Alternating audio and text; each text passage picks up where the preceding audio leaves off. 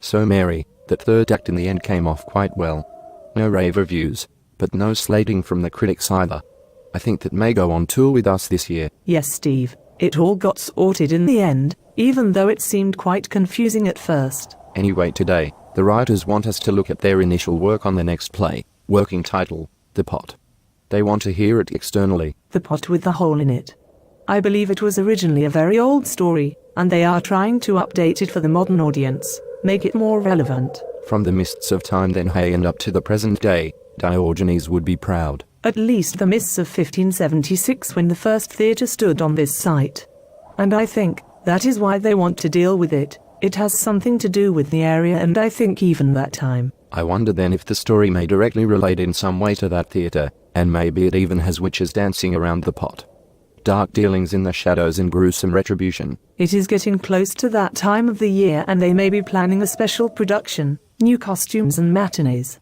I like matinees. They take us back to our roots. That sounds great fun, Mary. So anyway, Steve, have they given you any extra direction concerning the play? Some background we can imagine from? No, not this time. It is just the bare bones of the script at present. They are still working on it, but they want us to read and see if we feel it can work. Right then, Mary. So we find our characters out on the wind-swept fields outside of town, with their metal detectors searching for the chalice of the nighttime revelers. This was a local myth they had grown up hearing, and not a euphemism, you understand. They did not find it that night, as you may well expect, but instead, they found something, which for them would turn out to be far more important. Hey, I have a signal here. It seems quite indistinct though, as if, whatever it is may be in a sorry state. I think it sounds old. It has a dull signal, so we may even have something that dates from the revelers period. If not chalice of the revelers itself. John held the headphones to his ear, and said, I don't like the sound of that signal. It has an inconsistency about it, as if the metal is very rusty. It is quite a dull sound, a far of sound like talking upstairs. Little did they know, they had found a rare pot from the Blackfriars Coven, a closed order of the old Dominican priory that used to stand on that site. We can't just leave it to rot here. We should at least attempt to get it out to see what it is like, because it could reveal some useful information. Whether this field is the right place or date or something. John said, we should come back for it, when we have a trailer attached. We need to take out the surrounding soil as well. Okay, but now we have a location. I will take its GPS reading. Shortly after that, the group returned to town, vowing to return at the weekend. The writers have left a gap there, and we pick up the action a few years later. The group inevitably grew out of metal detecting as their individual lives took over. John and Pesca got married. And Simon and Heather both stayed in the area but found other partners. John and Pesca are found talking in their kitchen. John, I have recently been thinking, you know, we still haven't been back to get the buried artifact, and we may yet get some information from it. Do you think it will still be there? I don't know, but it is possible. I felt sure it was in a sorry state back then, and if nobody has picked it up in the meantime, I reckon if it was metal, it will be well rusty by now anyway. If it isn't just one big hole. I always thought it might be a pot, and we could have used it whenever the kids came knocking at the door on Halloween. It would have had that look about it, I am sure. Shall we go and then try to find it? And so with that thought, the next day they drove out to the field.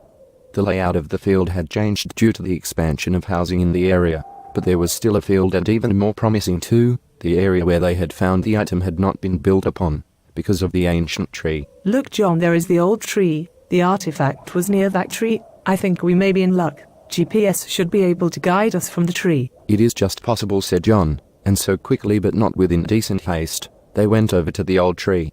It took a little time for them to get a decent signal, but it came in just strong enough. It is a little different to what I remember. I cannot make out a reference point. Wait a minute, I can see something over there. Can you see it, John, just poking out of the ground just over there? Yes, I see it, Pesca. If that is the artifact, we shall have to be careful getting it out. We don't want to break it. It is to be fragile if it has been exposed like that for a while. So Pesca brushed away the soil around the piece. It looks like this could be it. I think we may be able to retrieve it. And with that statement, it became painfully clear that the artifact had suffered the teeth of an excavator, and that it was all there was left, just the piece they had seen from a distance. Oh, Steve, I had hoped that Halloween might have become just a little bit more fun this year, but you were right, all that is left is the hole. The pot I had imagined has disintegrated. And from that day on, The demise of the imagined pot was to become an echo of the tragedies that befall the members of the group. Well, Pesca took the bit that was left back home, because at least she thought she could have it carbon dated. Little did she know. It was as if the Black Fry Coven had instilled a spell into the metal of the pot itself.